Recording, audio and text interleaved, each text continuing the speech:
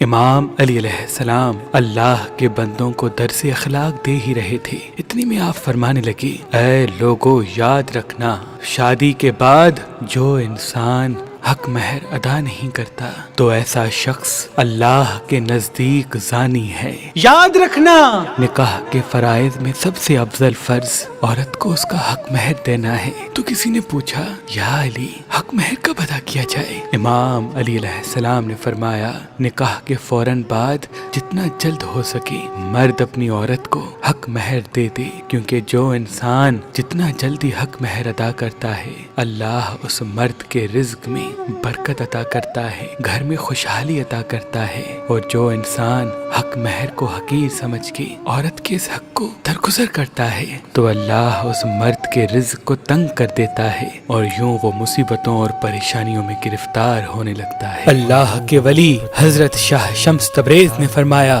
کہ جب سورج کی روشنی انسان کے ہاتھ میں پہنے ہوئے پخراج کو لگتی ہے تو اس کا اثر انسان کے دماغ پہ ہوتا ہے، اور یوں انسان میں محنت کرنے کا جذبہ اور آگے بڑھنے کی تڑپ پیدا ہوتی ہے۔ تبھی اس پتھر کو شہرت کا پتھر بھی کہتے ہیں۔ اگر آپ یہ پخراج لینا چاہتے ہیں تو مہربان اسٹونز کے نمبر پہ کال کریں، اور مزید معلومات کے لیے ہماری ویب سائٹ مہربانلی.com یا ہماری اپلیکیشن جو گوگل پلے اسٹور اور iPhone ایپ اسٹور میں موجود ہے ان سے بھی معلومات حاصل کر سکتے ہیں۔